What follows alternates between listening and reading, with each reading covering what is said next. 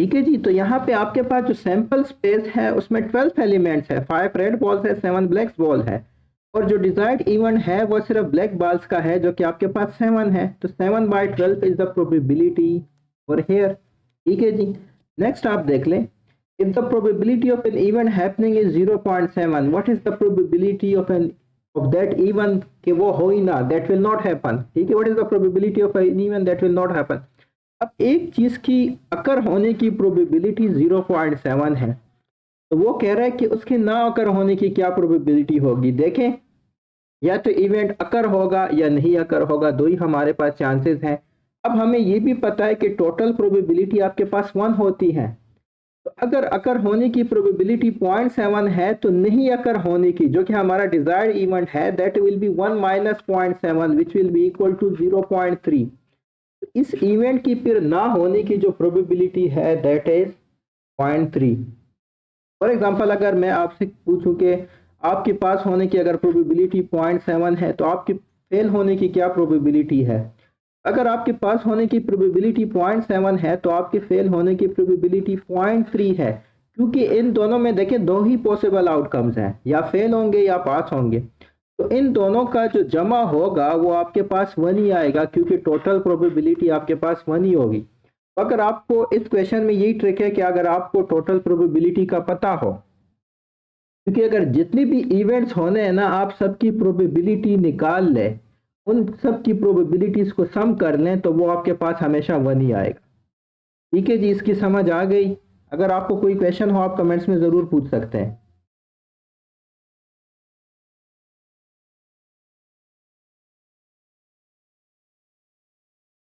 अच्छा, गिवन आपके पास sample space given है 2 4 5 8 10, find the probability of even number. देखिए सैंपल स्पेस में टोटल कितने एलिमेंट्स हैं, 1 2 3 4 5।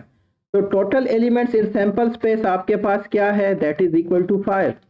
अब डिजायर्ड इवेंट में कितने एलिमेंट्स हैं, देखिए आपके प्रोबेबिलिटी फाइंड करनी है इवन नंबर। इवन नंबर आपका डिजायर्ड है, तो जो डिजायर्ड आउटकम है वो क्या है, वो 2 4 8 10 है। अब देखें आपका जो डिजायर्ड आउटकम है उसमें पॉसिबल इवेंट्स कितने हैं। ठीक है, उसमें पॉसिबल कितने नंबर्स हो गए, 4 हो गए। ठीक है, अगर आप इसकी प्रोबेबिलिटी फाइंड करते हैं तो देखें यहाँ पे आपके पास 4 हैं, desired event divide by total possible outcomes यानी सैंपल स्पेस। तो यहाँ पे जो आपके पास आंसर है that will be 4/5 which is equal to 0.8। ठीक है जी, समझ आ गई। इवन नंबर की प्रोबेबिलिटी फाइंड कर रहे हैं। अच्छा, अगर मैं आपसे पूछूं कि ऑड नंबर की इस केस में क्या प्रोबेबिलिटी होगी, what will be your answer. Drop your answer in the comments box, शाबाश। अगर ऑड नंबर की इसमें मैं आपसे प्रोबेबिलिटी पूछूं, what will be the probability, शाबाश। Abdullah very good, 0.2। ठीक है, Ahmed Niazi very good, 1/5 is also 0.2, बिल्कुल ठीक है। क्योंकि आपके पास एक ही ऑड नंबर है, तो देन अगेन देखिए पॉसिबल आउट का सैंपल स्पेस आपके पास 5 है, फिर जो डिजायर्ड इवेंट है ना उसमें कितने एलिमेंट्स होंगे, फिर 1 होंगे। तो टोटल पॉसिबल आउटकम्स यानी सैंपल स्पेस 5 है, so 1/5 will be the answer. In a class of 900 students there are 400 girls, find the probability of boys. देखिए क्लास में अगर 900 स्टूडेंट्स हैं और 400 गर्ल्स है, तो बॉयज़ की तादाद कितनी होगी, जाहिर सी बात है 900 माइनस 400 आपके पास 500 आ गया। वो कह रहे हैं कि find the probability of boys. देखिए अब आपका टोटल सैंपल स्पेस में कितने एलिमेंट्स हैं, टोटल स्पेस सैंपल स्पेस आपके पास 900 स्टूडेंट्स का है। ठीक है, टोटल सैंपल स्पेस 900 का है। डिजायर्ड इवेंट क्या है, डिजायर्ड इवेंट आपके पास बॉयज़ हैं, तो बॉयज आपके पास 500 है, टोटल सैंपल स्पेस 900 है, so the probability of this event will B 500/900 which will be equal to 5/9। ठीक है जी, क्योंकि 900 स्टूडेंट्स है तो अगर 400 गर्ल्स है जाहिर सी बात है 500 बॉयज होंगे। ठीक है, या बॉयज होंगे या गर्ल्स होंगे। ठीक है, तो अगर आपसे गर्ल्स की प्रोबेबिलिटी पूछी जाए तो वो आपके पास फिर 4/9 आ जाएगी। ठीक है, this is a very simple question and was taken from the past paper. अब कॉइन्स रिलेटेड प्रॉब्लम्स कैसे आते हैं टीएस गेट जनरल में। जैसे आपको पता है कि कॉइन्स के आपके पास पेयर कॉइन में दो ही पॉसिबल आउटकम्स है। सैंपल स्पेस अगर आप पेयर कॉइन का ले लें उसमें या हेड आ जाता है या टेल आ जाता है। अब हेड की प्रोबेबिलिटी भी 1/2 है और टेल की प्रोबेबिलिटी भी 1/2 है। ठीक है जी। अच्छा, अब देखिए कभी कभी आपके पास क्वेश्चन आ जाता है कि 2 कॉइन्स आर टॉस्ड। ठीक है, 2 कॉइन्स आर टॉस्ड। ठीक है, अच्छा, 2 coins are tossed or a coin is tossed twice, ये एक ही बात है। एक कॉइन को आप अगर 2 दफा टॉस करें और 2 कॉइन को एक साथ टॉस करें तो उसका एक ही मतलब है, क्योंकि उसका जो सैंपल स्पेस है वो एक ही आएगा, एक ही मतलब है। 2 आपने कॉइन्स दे लिए, उनको टॉस कर दिए, या एक कॉइन को 2 दफा टॉस कर दिया, ये आपस में एक ही बात है। ठीक है, इसमें इनमें फर्क नहीं है। अच्छा, वो कह रहा है कि जो सैंपल स्पेस है कि number of coins are tossed वो आपके पास 2n है, where n is the number of times that coin is tossed. ठीक है, तो अगर आप कॉइन को 2 दफा टॉस करते हैं या 2 कॉइन्स टॉस करते हैं तो आपका जो सैंपल स्पेस होगा दैट विल बी 2 पावर 2, उसमें आपके पास 4 एलिमेंट्स होंगे। ठीक है, क्योंकि फिर आपके पास देखिए उसमें हेड हेड भी आ सकता है, दोनों में हेड भी आ सकता है, एक में हेड दूसरे में टेल भी आ सकता है, पहले में टेल दूसरे में हेड भी आ सकता है, और दोनों टेल टेल भी आ सकते हैं। तो ये देखें, ये आपके पास 4 पॉसिबल आउटकम्स हैं। ठीक है जी। इसी तरह अगर आपने 3 कॉइन्स को टॉस कर दिया या एक कॉइन को 3 दफा टॉस किया है तो फिर आपके पास number of elements in sample space will be 2 power 3, क्योंकि n जो है ना वो नंबर ऑफ टाइम्स टॉस है, तो अगर 3 टाइम्स किए 2 पावर 3। ठीक है, अच्छा, 2 पावर 3 से आगे नहीं आता, तो यहाँ पे आपके पास 8 पॉसिबल आउटकम्स हैं। देखिए आपके पास सारे हेड हेड हेड हो सकता है। ठीक है, फिर आपके पास हेड हेड टेल भी तो हो सकता है कि पहले पे हेड हो, दूसरे पे हेड हो, तीसरे पे टेल हो। आपके पास हेड टेल हेड भी तो आ सकता है। ठीक है, आपके पास टेल हेड हेड भी आ सकता है। ठीक है, फिर आपके पास हेड टेल टेल हेड भी तो आ सकता है। ठीक है जी, इसी तरह आपके पास टेल हेड टेल भी आ सकता है। ठीक है जी, इसी तरह आपके पास हेड टेल टेल भी आ सकता है, and finally tail tail tail भी आ सकता है। तो अगर ये आप सारे पॉसिबल आउटकम्स देख लें 1 2 3 4 5 6 7 8, तो आपके पास 4 पॉसिबल आउटकम्स है। ठीक है जी, और ये जो है लिखना कोई मुश्किल नहीं है। एक में आप पूरे हेड लेके दूसरे में टेल। अच्छा, हेड जब आप लिख लें तो इसमें एक टेल लिख लें, राइट मोस्ट पे टेल लेके, फिर टेल को बीच में लेके, फिर फर्स्ट में लेके, टेल का काम हो गया। फिर इसी तरह 2 टेल और हेड का मामला करें, राइट मोस्ट हेड, फिर बीच में हेड, फिर फर्स्ट में हेड। इसी तरह आपके पास 8 पॉसिबल आउटकम्स आएंगे। अब देखें आपके पास है 2 कॉइन्स आर टॉस्ड। अगेन मैंने आपसे कहा था a coin is tossed twice or 2 coins are tossed, this is the one and the same thing. Find probability of at least one head. अच्छा, यहाँ पे आपको at least का मतलब आना चाहिए। at least जब भी कोई चीज आ जाए, फॉर एग्जाम्पल at least 1 आ जाए, तो इसका मतलब होता है 1 or more than 1। at least कोई भी चीज आ जाए तो that thing or more than that thing। ठीक है, at least का ये मतलब होता है। Two coins are tossed, find the probability of at least one head, यानी वो कह रहा है कि एक हेड या 2 हेड, 2 हेड से तो ज्यादा आ ही नहीं सकते क्योंकि 2 कॉइन्स है। आपने प्रोबेबिलिटी फाइंड करनी है एक हेड या 2 हेड की। ठीक है जी, तो अब जब 2 कॉइन्स टॉस किए जाते हैं आपके पास जो सैंपल स्पेस है that is head head head tail tail head tail tail. ठीक है, अब ये आपके पास टोटल पॉसिबल आउटकम्स हैं जो कि आपके पास 4 है। सैंपल स्पेस में कितने एलिमेंट्स हैं? 4 हैं। अब आपके पास डिजायर्ड आउटपुट क्या है? 1 हेड और 2 हेड, एटलीस्ट 1 का ये मतलब है कि 1 या उससे ज्यादा। 3 हेड तो हो नहीं सकते क्योंकि 2 ही आपने कॉइन्स टॉस्ट किए हैं। तो ये देखें, इसमें आपके पास 2 हेड है, ये भी इंक्लूडेड है, इसमें 1 हेड है, ये भी इंक्लूडेड है, ये भी इंक्लूडेड है। तो आपके पास जो डिजायर्ड इवेंट है, चले उसको अगर आप ई कह ले, उसमें क्या है? आपके पास हेड हेड है, हेड टेल है और टेल हेड है। तो अब आपके पास जो प्रोबेबिलिटी है वो क्या है? ठीक है, probability number of elements in the desired event जो कि 3 है, number of elements in the sample space जो कि 4 है। इसका जो आपके पास आंसर है वो, इसकी प्रोबेबिलिटी क्या है? 3/4 है। समझ आ गई है जी? At least 1 means 1 are greater than 1। जब 2 कॉइन्स टॉस किए जाए तो आपके पास 4 पॉसिबल आउटकम्स होते हैं। इसमें 3 हमारे पास डिजायर्ड आउटकम वाले हैं। ठीक है जी, समझ आ रही है?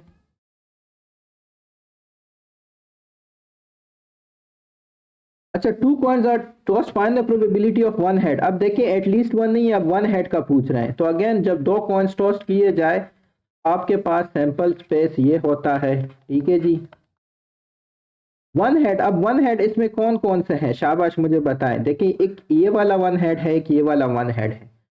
के सैंपल स्पेस में 4 एलिमेंट्स है और आपके जो डिजायर्ड इवेंट है उसमें सिर्फ 2 एलिमेंट्स है। तो प्रोबेबिलिटी क्या होगी? Probability of this event will be 2/4 which is equal to 1/2। समझ आ गई है कि नहीं?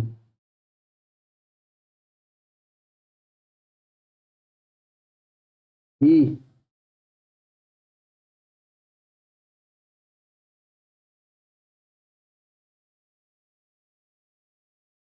Can I move forward? समझ आ रही है? आपको किसी भी पॉइंट पे समझ ना आए आप पूछा करें।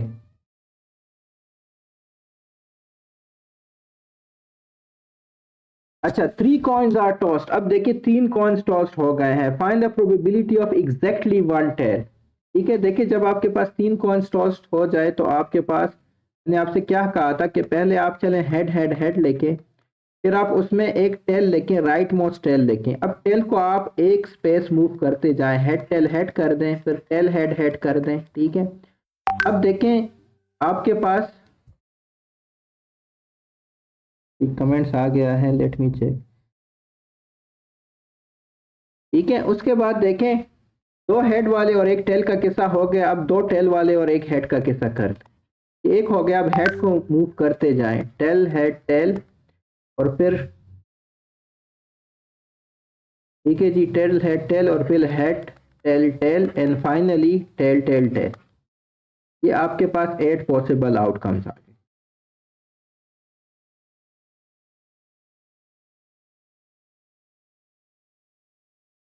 ठीक है जी, देखिए अब आपके साथ 8 पॉसिबल। अब वो आपसे क्या पूछ रहा है? Find the probability of exactly one tail. एक टेल किस में है? देखें इसमें कोई टेल नहीं है, ये हमारा डिजायर्ड इवेंट नहीं है। सैंपल स्पेस में कितने एलिमेंट्स है? 8 है। ठीक है, ये डिजायर्ड नहीं है। इसमें एक टेल है, ये हमारा डिजायर्ड एलिमेंट है। ये भी डिजायर्ड है, ये भी डिजायर्ड है। ये डिजायर्ड नहीं है क्योंकि इसमें 2 टेल्स है। ये भी डिजायर्ड नहीं है क्योंकि इसमें 2 टेल्स है। ये भी डिजायर्ड नहीं है क्योंकि इसमें 2 टेल्स हैं। ये भी डिजायर्ड नहीं है क्योंकि इसमें 3 टेल्स हैं। तो जो आपके पास डिजायर्ड आउटकम है वो क्या है? डिजायर्ड आउटकम में आपके पास head head exactly one tail है ना, तो हेड हेड टेल है, हेड टेल हेड है और आपके पास टेल हेड हेड है। यानी 3 एलिमेंट्स हैं आपके डिजायर्ड आउटकम में। तो प्रोबेबिलिटी क्या होगी आपके पास? 3/8 इसकी प्रोबेबिलिटी आ जाएगी, probability of exactly one tail. समझ आ रही है जी? जी सर जी। नेक्स्ट देख ले, 3 coins are tossed, find the probability of at least one tail. अच्छा, one tail, at least one tail का क्या मतलब है? ये वन टेल की प्रोबेबिलिटी भी आपने फाइंड इंक्लूडेड है। वन से ज्यादा जितनी भी है, 2 है, 3 है। अब देखिए 3 है तो 3 तक आपने जाना होगा। ठीक है, तो अब देखें आपके पास, इसमें आपके पास वन टेल है, ये भी इंक्लूडेड है, ये भी इंक्लूडेड है, ये भी इंक्लूडेड है क्योंकि इसमें 2 टेल्स हैं। आप 1 2 3 टेल्स सारों को इंक्लूड करेंगे क्योंकि एटलीस्ट वन आ गया है। At least one means 1 are greater than 1। ये देखिए इसमें 1 टेल है, ये भी इंक्लूडेड है, ये भी इंक्लूडेड है, ये भी इंक्लूडेड है, ये भी इंक्लूडेड है। तो इसको छोड़ के आपके ये सारे डिजायर्ड आउटकम हैं। देखिए डिजायर्ड आउटकम में आपके 7 पॉसिबल आउटकम्स हैं और टोटल पॉसिबल आउटकम्स आपके 8 है। तो इसकी प्रोबेबिलिटी क्या होगी एटलीस्ट वन टेल की? वो आपके पास 7/8 होगी। ठीक है जी, समझ आ गई है जी?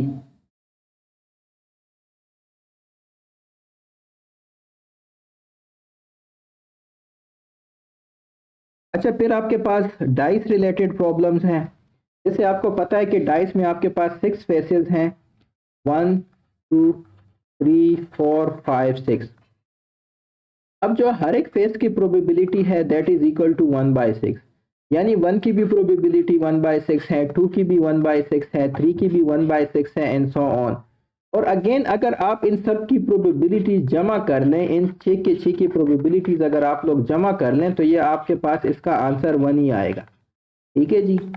एंड अगेन अगर 2 डाइस थ्रो किए जाए, रोल किए जाए, तो उसमें आपके पास जो पॉसिबल आउटकम्स होंगे that will be 6 power 2 that will be equal to 36। ठीक है जी। इसी तरह अगर मैं आपसे प्रोबेबिलिटी ऑफ ऑड नंबर पूछूं तो ऑड नंबर्स उसमें 1 3 5 है। अब देखें जो हमारा डिजायर्ड आउटकम है उसमें 3 आउटकम्स है और टोटल पॉसिबल आउटकम 6 है, वो 1/2 है। इसी तरह प्रोबेबिलिटी ऑफ इवन नंबर्स भी आपके पास 1/2 है। और जो सैंपल स्पेस है वो आप 6 पावर n से फाइंड करते हैं। अच्छा, गेट के टेस्ट में एक डाई या रोल किया गया होगा या 2 डाई, 3 डाई कभी रोल नहीं किए जाते क्योंकि उसमें जो आउटकम्स है वो 216 होते हैं, फिर मसला हो जाता है। तो एक डाई या 2 डाई ही रोल होंगे। और जब आपके पास 2 डाई रोल हो जाए तो आपके पास 36 पॉसिबल आउटकम्स होते हैं। ठीक है। तो जो आपके पास आउटकम्स है वो आपके पास 1 1 1 2, जब 2 डाई रोल हो जाए। ठीक है।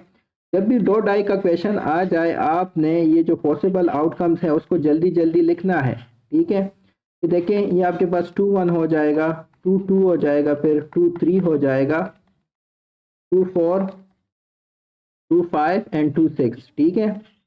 2 6 भी इधर लिख लें। इसी तरह आपके पास 3 1, ये भी आपके पास 3 6 तक जाएगा। और यहाँ पे आपके पास 6 1 जो है वो आपके पास 6 6 तक जाएगा। तो ये जो 36 एलिमेंट्स है, जब भी आपसे कहा जाए कि 2 डाई और रोल, ये जो टेबल है ये आपने जल्दी जल्दी बनाना है। इसका क्या मतलब है कि पहले फेज पे 1 है, दूसरे पे 1 है, इसमें पहले फेज पे 1 दूसरे पे 2 है। ठीक है जी। तो ये आपने टेबल, जब भी आपको 2 डाई का कहा जाए आपने ये टेबल बनाना है। क्वेश्चंस की तरफ आते हैं। अ dice is rolled, find the probability of number greater then 2। देखिए नंबर ग्रेटर देन 2 डाई में क्या है, 3 4 5 6 है। तो आपका जो डिजायर्ड इवेंट है दैट हैज 4 आउटकम्स, और जो टोटल पॉसिबल आउटकम्स है, डाई में एक डाई है तो वो 6 है, तो 2/3 आपके पास इसका आंसर हो गया। ठीक हो गया जी। Find the probability of number greater than 6। देखिए नंबर ग्रेटर देन 6 7 8 9 है जो कि कभी भी आपके पास डाई में नहीं आ सकते हैं, तो ये आपके पास इम्पॉसिबल इवेंट है। इसकी जो प्रोबेबिलिटी होगी दैट विल बी 0। देखिए इम्पॉसिबल इवेंट जब भी होता है उसकी प्रोबेबिलिटी 0 होती है। 2 dices are rolled, find the probability that the sum will be 9। देखिए अगेन मैंने आपसे कहा कि जब भी 2 डाइसेस रोल किए जाएं आपने ये वाला टेबल बनाना है। ये वाला टेबल बनाना कोई मुश्किल नहीं है। ठीक है। ये आप 30 सेकेंड में बना सकते हैं, 1 मिनट में बना सकते हैं। इतना टाइम आपके पास होता है कि आप इस टेबल को बना लें। अब आपसे क्या पूछ रहे हैं, find the probability that the sum will be 9। अब आपने ऐसे नंबर्स ढूंढने हैं जो कि आप सम करके उसका 9 आ जाए। ठीक है। तो अगेन 1 से लेकर 6 तक इस रो में कोई भी ऐसा एलिमेंट नहीं है जो कि आप सम करें, दोनों को सम करें कि आपके पास 9 आ जाए। इस रो में भी नहीं है। इसमें अगर आप देखें ये जो 3 6 है, 3 + 6 आपके पास 9 होता है, ये आपका एक एलिमेंट हो गया। इस रो में अगर आप देखें ये जो 4 5 है ये आपका दूसरा एलिमेंट हो गया, 4 + 5 9। इसी तरह 5 + 4 आपके पास 9 आता है, और इसी तरह 6 + 3 आपके पास 9 आता है। तो देखिए सैंपल स्पेस में तो आपके पास 36 एलिमेंट है क्योंकि सैंपल स्पेस 6 पावर 2 है, 2 दफ़ा डाई को रोल किया जाए। लेकिन जो डिजायर्ड इवेंट है, उसमें कितने आपके पास एलिमेंट्स हैं, उसमें आपके पास 4 एलिमेंट्स हैं। कौन कौन से हैं जी, 3 6 है, 4 5 है, 5 4 है, और 6 3 है। ये क्वेश्चन कई दफ़ा गेट में रिपीट हुआ है। तो अब आपके पास जो डिजायर्ड इवेंट है वो 4 है और जो टोटल पॉसिबल आउटकम्स है वो 36 है। आप इसको सॉल्व करें, ये आपके पास 1/9 आता है। तो 1/9 इसका आंसर है आपके पास। समझ आ गई है जी इस बात की? Any question, any problem?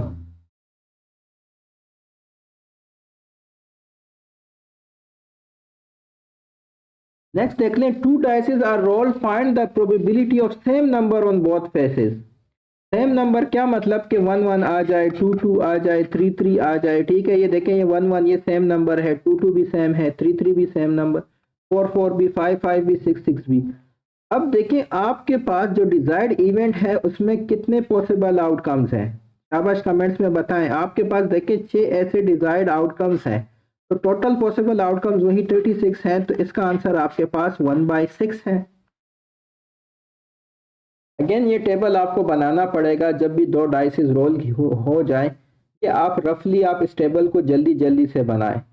अब देखिए सेम नंबर, तो सेम नंबर आपके पास ये है ना, ये जो पूरी जो डायगोनल है उसमें सेम नंबर है जो कि आपके पास 6 है। 6/36 इज इक्वल टू 1/6। ठीक है जी, समझ आ रही है।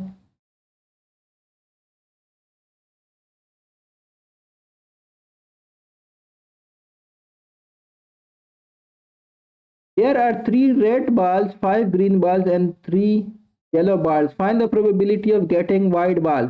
शाबाश, कमेंट्स में बताएं क्या प्रोबेबिलिटी होगी वाइट बॉल की, जल्दी से बताएं। 3 रेड बॉल है, 5 ग्रीन है और 3 येलो है। वाइट बॉल की क्या प्रोबेबिलिटी होगी? शाबाश, कमेंट्स में मेंशन कर लें।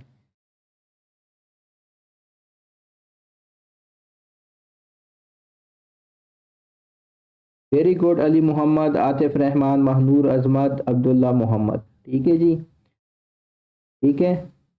इमन नियाजी आप भी आंसर किया करें, सलीखा शेख आप भी आंसर किया करें। देखें वाइट बॉल क्या है, इसमें है ही नहीं, तो ये आपके पास इम्पॉसिबल इवेंट हो गया, तो इसकी प्रोबेबिलिटी 0 होगी। ठीक है जी।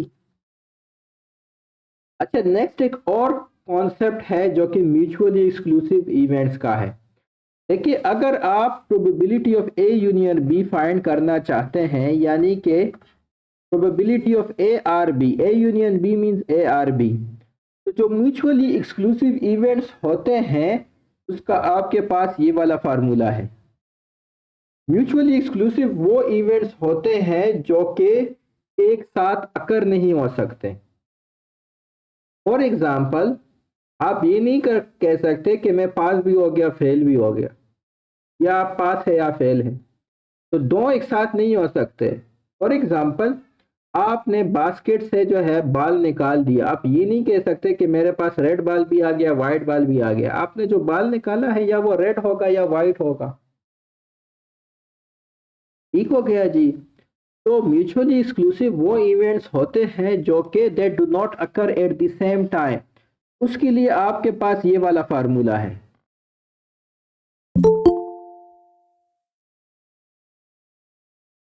ने ज्वाइन किया है, ठीक है जी। तो फिर आपके पास जो म्यूचुअली एक्सक्लूसिव और those events that do not occur at the same time, मैंने आपको पास और फेल की मिसाल दे दी। ठीक है जी। अब अगर म्यूचुअली एक्सक्लूसिव ना हो तो उसके लिए फिर ये फार्मूला है कि probability of A or B is equal to probability of A plus probability of B minus probability of A and B. देखिए ना, इस केस में दोनों एक साथ नहीं हो सकते, तो आपके पास ए इंटरसेक्शन बी 0 है। इस केस में दोनों एक साथ हो सकते हैं, तो आपके पास इसमें ए इंटरसेक्शन बी भी आ गया। समझ आ गई है जी। इस पे हम एग्जांपल्स करेंगे, लेकिन पहले आप ये तो समझ ले कि म्यूचुअली एक्सक्लूसिव इवेंट्स है वो किसे कहते हैं। These are the events that do not occur at the same time. ठीक है जी। अगर म्यूचुअली एक्सक्लूसिव इवेंट्स है फिर तो काम ही आसान है, क्योंकि फिर probability of A and B which means A intersection B that is equal to 0, तो ये टर्म इसके साथ देखे नहीं है। लेकिन अगर म्यूचुअली एक्सक्लूसिव नहीं है, दो इवेंट्स एक साथ अकर हो सकते हैं, तो फिर क्या है, फिर आपने P A intersection B use करना है, उसको माइनस करना है। For example, two dices are rolled, what is the probability of getting a 7 और 11। अब आप लोगों में गेटिंग अ सम ऑफ 7 और 11, पहले तो मुझे ये बताए, देखिए आर आ गया, ये क्या पूछ रहा है, probability of A union B पूछ रहा है। पहले तो मुझे ये बताए 7 अकर होना एक इवेंट है, 11 अकर होना एक इवेंट है, क्या ये दो इवेंट्स म्यूचुअली एक्सक्लूसिव है कि नहीं है? Can these events occur at the same time or not? ये मुझे कमेंट्स में बता दें। कैन दीज इवेंट्स, क्या ये दो इवेंट्स एक साथ अकर हो सकते हैं? देखिए ना, आपने दो डाइसेस रोल कर लिए, तो क्या ये पॉसिबल है कि सम एक ही टाइम में 7 भी आ जाए और 11 भी आ जाए? क्या ये पॉसिबल है?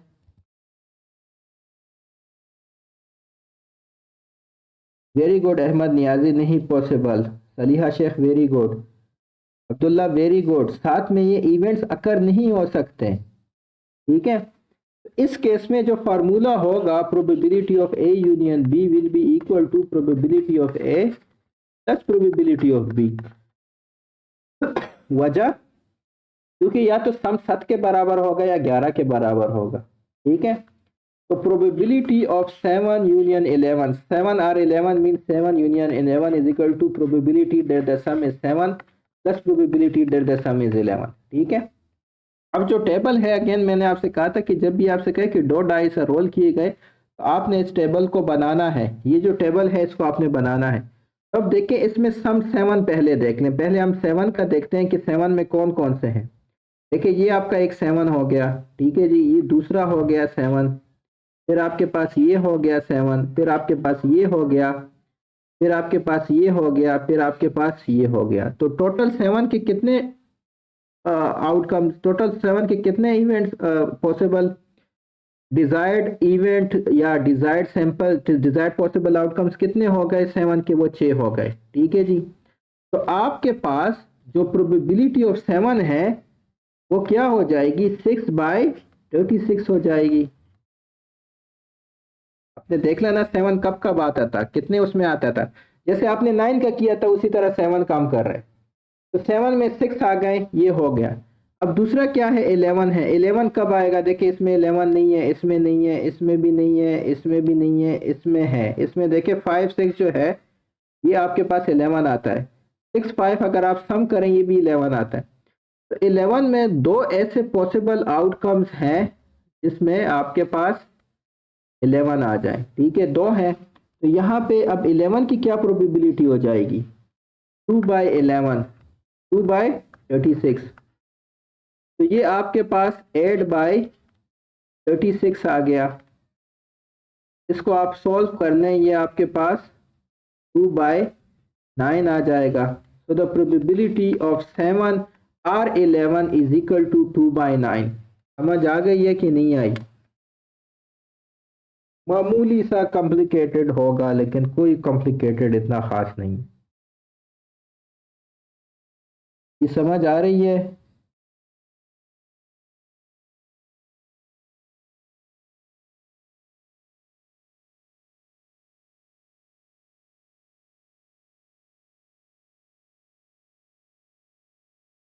ठीक है जी, तो सम 7 और 11 एक साथ नहीं हो सकते, या सम 7 होगा या 11 होगा। ठीक है, इसलिए ये these events can not occur at the same time, so these are mutually exclusive events. तो म्यूचुअली एक्सक्लूसिव इवेंट्स का जो फार्मूला है दैट इज दिस थिंग। तो इसलिए हमने इधर ए आपके पास 7 है, बी आपके पास 11 है। ठीक है, अब अगेन आप दूसरा देख लें। There are 3 red balls, 5 green balls and 3 yellow balls. A ball is drawn at random. What is the probability that it is either red or yellow ball? अब देखें, आपके पास again probability of A union B वाला formula है। अब आपके पास red और yellow हो गए। ठीक है जी, अब कौन सा फार्मूला है? क्या एक ही बाल रेड और येलो दोनों साथ में हो सकते हैं? तो ये भी क्या है? What is this event? This event cannot occur at the same time. ये भी आपके पास म्यूचुअली एक्सक्लूसिव इवेंट है। So this is probability of red union yellow is equal to probability of red plus probability of yellow, क्योंकि red और yellow दोनों एक साथ नहीं आ सकते।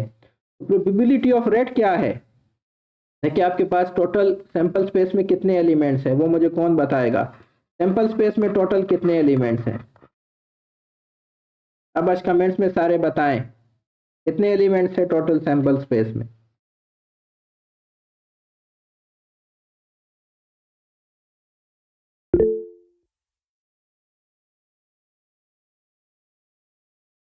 वेरी गुड सलीखा शेख, महनूर, अजमत, अहमद नियाजी। देखिए, सैंपल स्पेस में टोटल एलिमेंट्स 11 है। 3 रेड है, 5 ग्रीन है, 3 येलो है। तो टोटल आपके पास 11 है। अब प्रोबेबिलिटी ऑफ रेड क्या है, 3 रेड बाल है तो 3/11 है। प्रोबेबिलिटी ऑफ येलो क्या है, 3 येलो बाल है तो वो भी 3/11 है। इसका आंसर आपके पास 6/11 आ गया। ठीक है जी, इस क्वेश्चन का आंसर आपके पास 6/11 है। फिर आप एक ही बाल आपके पास रेड और येलो दोनों नहीं हो सकते। Next question, a dice is rolled, what is the probability of getting an even number or 6? अब मैं आपसे पूछता हूं, क्या ये जो है ना, अब देखिए ये भी दो इवेंट्स हैं, इवन नंबर 1 है 6 है, क्या दोनों इवेंट साथ में अकर हो सकते हैं?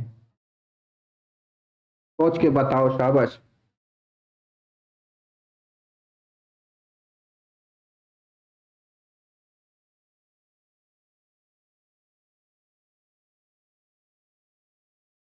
Yes, very good Ahmed Niazi. देखिए ना, इवन नंबर्स कौन कौन से हैं जब डाइस रोल हो जाए? आपके पास 2 है, 4 है, 6 है, और फिर आपके पास दूसरा इवेंट है वो 6 है। तो देखिए 6 और 6 भी इवन नंबर है, ये भी इवन है, ये साथ में अकर हो सकते हैं। ठीक है जी।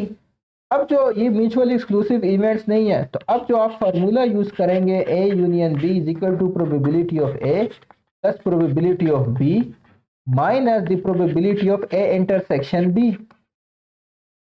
तो probability of even number or 6, ठीक है, is equal to probability of even number plus probability of 6 minus probability of even number intersection 6। Probability of even number क्या है? देखिए अगर डाइस रोल किया जाए तो आपके पास सैंपल स्पेस 6 होते हैं। इवन नंबर की क्या प्रोबेबिलिटी है कि आपके पास 3 इवन नंबर्स हैं, तो 3/6 है ये, यानी कि 1/2 हो गया। अब प्रोबेबिलिटी ऑफ 6 क्या है? देखिए 6 आपके पास एक ही नंबर है, probability of one single number is 1/6, ये आपके पास 1/6 हो गई। अच्छा, आप इन दोनों का इंटरसेक्शन ले ले, अगेन आपके पास 6 ही आता है, एंड प्रोबेबिलिटी ऑफ 6 इज 1/6, तो यहाँ पे -1/6। इसका जो आंसर है वो आपके पास 1/2 आ गया। इस क्वेश्चन को दोबारा देख लें और समझने की कोशिश करें। अब ये म्यूचुअली एक्सक्लूसिव इवेंट नहीं है, ये दोनों इवेंट साथ में अकर हो सकते हैं। तो we are going to use the second formula जो हमने इधर लिखा था। ये जो नीचे फार्मूला है ये हम यूज करेंगे, ये वाला।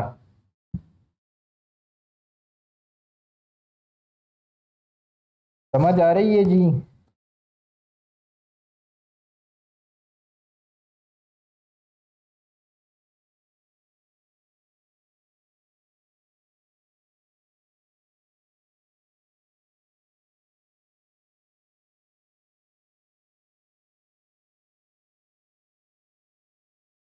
What does intersection mean? देखिए इंटरसेक्शन हो वो होता है जो कि दोनों में कॉमन हो।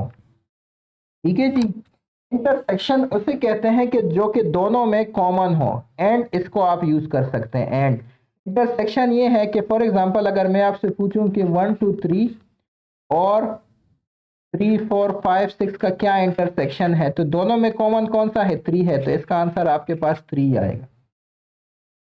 ठीक है जी।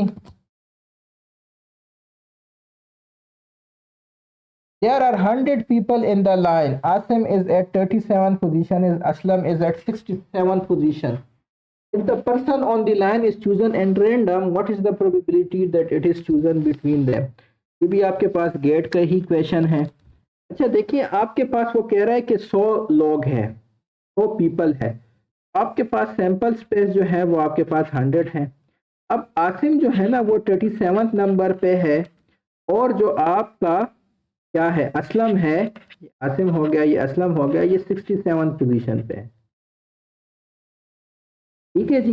वो कह रहा है कि अगर मैं किसी रैंडम बंदे को इन 100 में से एक सेलेक्ट कर लूं तो क्या प्रोबेबिलिटी है कि वो इनके दरमियान ही हो। अब इनके दरमियान जो है वो हमारा डिजायर्ड इवेंट हो गया। अगर आप 37 और 67 के दरमियान बंदे गिनेंगे तो इसका आपके पास क्या है कि यू हैव टू डू, बीच में जो भी आपके पास बंदे होंगे वो आपके पास 29 होंगे, क्योंकि आपको 67 माइनस 37 प्लस 7 माइनस 37 -1 करना पड़ेगा। क्योंकि देखें ना, what is the probability that it is chosen between them, तो ये भी नहीं इंक्लूड, ये भी नहीं इंक्लूड, आपको फिर माइनस करना पड़ेगा। अगर मैं आपसे कहूं कि जी 4 और 9 के दरमियान कितने वो हैं, नंबर्स हैं, इंटीजर्स हैं, तो देखेंगे आपके पास कितने हैं, ये 4 हैं, क्योंकि अगर आप 9 माइनस 4 करेंगे ये आपके पास 5 आएगा, फिर आपको एक और भी उससे माइनस करना पड़ेगा, तभी आपके पास 4 आ जाएगा। समझ आ गई इस बात की। इसकी प्रोबेबिलिटी क्या है, इसमें आपके पास 29/100 इसका आंसर हो गया।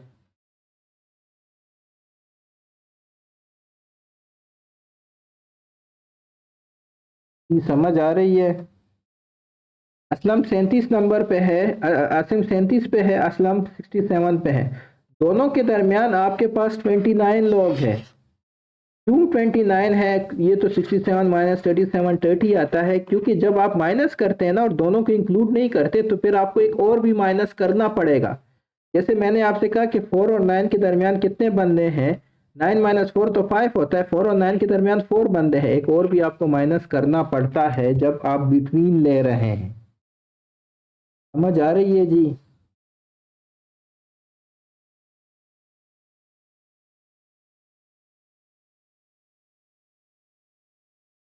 ठीक है जी। हाउ मेनी डिफरेंट ऑर्डर्स में 7 books be placed on the shelf. अच्छा, ये आपके पास परम्यूटेशन का क्वेश्चन है। 6 फिक्टोरियल्स के जरिए आप इस बुक्स को अरेंज कर सकते हैं। The number of ways 6 books can be arrange is equal to 6 factorial. अच्छा, फिक्टोरियल क्या चीज़ है? अगर मैं आपसे कहूँ कि 2 factorial, this means 2 multiply by 1। अगर मैं आपसे कहूँ कि 3 फिक्टोरियल, तो आप 3 मल्टीप्लाई बाय 2 मल्टीप्लाई बाय 1 करेंगे, यानी वो नंबर और उससे जितने भी कम है उन सारों से आप उसको मल्टीप्लाई कर लेंगे। ठीक है जी। 4 फैक्टोरियल ये है। 5 फैक्टोरियल क्या है आपके पास, 5 multiply by 4 multiply by 3 multiply by 2 multiply by 1। ठीक है जी। इसी तरह 6 फैक्टोरियल क्या है आपके पास, 6 multiply by 5 multiply by 4 multiply by 3 multiply by 2 multiply by 1। ठीक है जी। तो यहाँ पे आपके पास 6 फैक्टोरियल है, 6 multiply by 5 multiply by 4 multiply 3 multiply 2 multiply 1। अच्छा, ये आपके पास 30 हो गया, 34 ज़र 120, 123 ज़र 360, 362 ज़र 720। इसका आंसर आपके पास 720 आ गया। तो कहने का मतलब ये है कि आपके पास जो n फैक्टोरियल होता है that is equal to n multiply by n minus 1 into n minus 2 into n minus 3 into n minus 4, और फिर आप चलते जाएं। अगर आप रुकना चाहते हैं तो यहाँ पे भी फिर आप फैक्टोरियल लगा दें। समझ आ गई है जी फैक्टोरियल की? एक और बात कि 0 फैक्टोरियल भी आपके पास 1 के बराबर होता है, ये आपने याद रखना है। 1 फैक्टोरियल तो वैसे भी 1 के बराबर है, 0 फैक्टोरियल भी 1 के बराबर होता है। समझ आ रही है जी इस बात की कि नहीं? जी।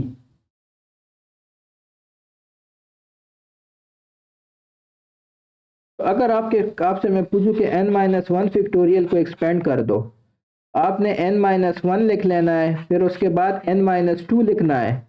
ठीक है, जैसे आप यहाँ पे 5 लिख रहे हैं, उससे कम लिख रहे हैं, फिर आपने n-3 लिखना है, फिर n-4, फिर n-5, जहाँ तक आप जा सकते हैं आपकी मर्जी है। और अगर आप फॉर एग्जांपल n-6 तक जाते हैं तो इधर भी आप फैक्टोरियल लगा दें। समझ आ गई है? ये तब तक चलता जाएगा, और अगर आप फैक्टोरियल नहीं लगाते तो ये तब तक चलता जाएगा जहाँ पे आपके पास n माइनस जो है, क्या नाम है, n-n+1 ना आ जाए। I think this will be the right. ठीक है, या n-n+1, यानी आपके पास जब तक 1 फैक्टोरियल ना आ जाए विच इज इक्वल टू 1। ठीक है जी।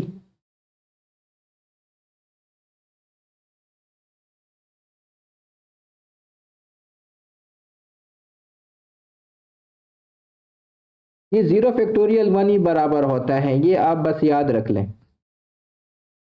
ठीक है जी। जैसे आप कुछ चीज़ें याद करते हैं ना कि फॉर एग्जांपल जब भी anything divide by 0 is equal to infinite, जैसे आपने ये याद किया हुआ है, तो ये आप याद रख लें कि 0 फैक्टोरियल 1 के ही बराबर होता है। अगेन इस पे थ्योरम है, इसकी प्रूफ है, वो करने की ज़रूरत नहीं है।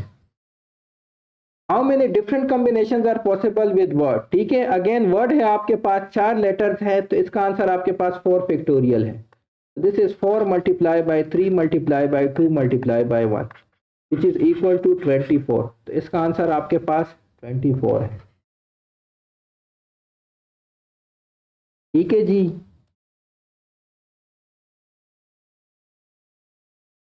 नेक्स्ट कह रहा है कि इसको सिंप्लीफाई करें। देखिए ये आपके पास n-4 फैक्टोरियल है डिवाइड बाय n-6 फैक्टोरियल है। ऊपर वाला बड़ा है तो इसको n-4 इंटू n-5 और फिर n-6 फैक्टोरियल में लिख लेता हूं ताकि ये नीचे कट हो जाए। तो ये आपस में कट हो जाएगा। इसका आंसर आपके पास n-4 इंटू n-5 आ जाएगा। ये भी पास पेपर से लिया गया है, ठीक है, ये क्वेश्चन भी पास पेपर से लिया गया। इस तरह का अगर कोई भी क्वेश्चन आ जाए, आपने फैक्टोरियल को एक्सपेंड करना है, नीचे तब तक जाना है जब तक आप कोई चीज़ कट ना कर सके।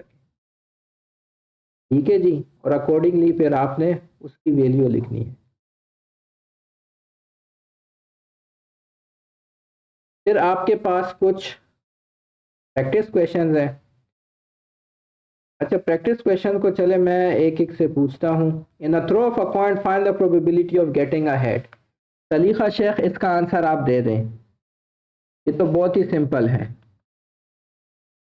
इन a throw of a coin the probability of getting a head is, शाबाश, कमेंट्स में मेंशन करें। 1/2 इसका आंसर है। Question 2, 2 unbiased coins are toss, what is the probability of getting at most head. At most का मतलब होता है, मतलब जो भी है, एटमोस्ट 1 है, जो भी है इधर एटमोस्ट 1 है तो 1 या उससे कम, यानी 1 आर 0, यानी कि 1 आर 0 हेड। ठीक है, तो 2 कॉइन्स टॉस्ड है आपके पास। जो सैंपल स्पेस है that is head tail, tail head और टेल टेल। तो 1 या उससे कम, इसमें 1 है, इसमें 1 है, इसमें 0 है, तो ये तीनों आपके पास डिजायर्ड आउटकम है। आंसर क्या होगा? 3/4। समझ आ गई है कि नहीं? An unbiased die is tossed. Find the probability of getting a multiple of 3। Atif, इसका आंसर मुझे दे दो। क्वेश्चन 3 का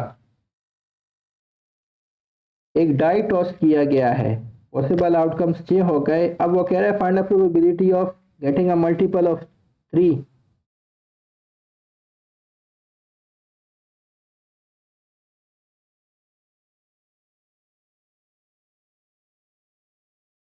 वेरी गुड। देखें आपके पास मल्टीपल ऑफ 3 कौन कौन से है डाई में? 3, 6 है, तो 2 पॉसिबल डिजायर्ड आउटकम है। टोटल आउटकम्स कितने हैं? 6, so this is equal to 1/3। ठीक है, वेरी गुड। क्वेश्चन 4 देख लें। In simultaneous throw of a pair of a dice.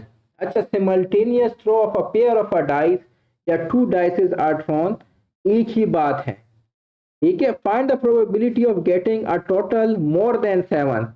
More than 7 क्या क्या है? तो वो कह रहा है कि सम जब 8 हो, 9 हो, 10 हो, 11 हो, 12 हो, इससे ज्यादा तो सम नहीं हो सकते। तो ये सारे के सारे इंक्लूडेड है। ये क्वेश्चन आपने सॉल्व करना है। ठीक है जी। इस प्रैक्टिस क्वेश्चन में ये वाला क्वेश्चन थोड़ा सा जो है वो पहले के थोड़ा सा कॉम्प्लिकेटेड है, ज्यादा नहीं है, थोड़ा सा ही कॉम्प्लिकेटेड है, तो इसको भी आप लोग सॉल्व कर लें, कोई मुश्किल नहीं है। फिर आपके पास practice questions. A die is rolled, find the probability of getting odd number or a number greater than 6। ठीक है, नंबर ग्रेटर देन 6 की प्रोबेबिलिटी वैसे भी 0 है। इसका जो आंसर है वो probability of getting an odd number ही है, जो कि 1/3 है। समझ आ रही है कि नहीं आ रही?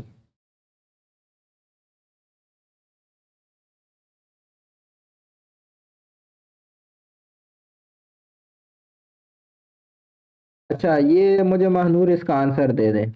A large jar is full of marbles. If one marble is chosen and random, the probability that it will be red is 7/11। ठीक है, what is the ratio of red marbles to non-red marbles in the jar? चले, जिसको भी answer आता है वो दे दें। वो कह रहा है कि probability of getting a red marble is 7/11। तो वो कह रहे हैं what is the ratio. D होगा ना सर, 7/4। Very good. देखिए ना, क्योंकि आपके पास सैंपल स्पेस में रेड भी मौजूद है, नॉन रेड भी मौजूद है, तो टोटल वो 11 है। अगर 7 रेड है तो मतलब 4 आपके पास नॉन रेड है। तो रेड रेशियो नॉन रेड आपके पास क्या हो जाएगा जी, 7:4। वेरी गुड, ठीक है जी। What is the probability that both balls are red, इसको भी सॉल्व करें, इतना मुश्किल नहीं है, ठीक है जी, सॉल्व कर सकते हैं इसको।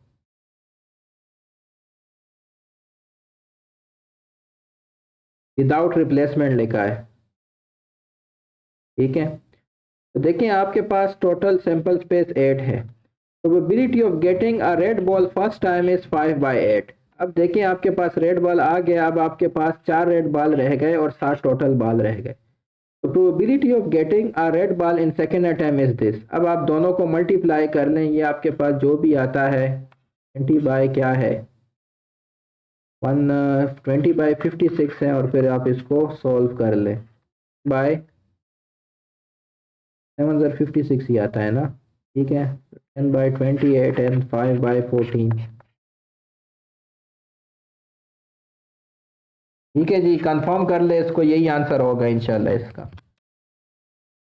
और फिर आप इसको भी कर ले और इसका सलूशन भी मैंने आपको दिया हुआ है, ठीक है जी। प्रैक्टिस क्वेश्चंस को आपने सॉल्व करना है। प्रोबेबिलिटी के हवाले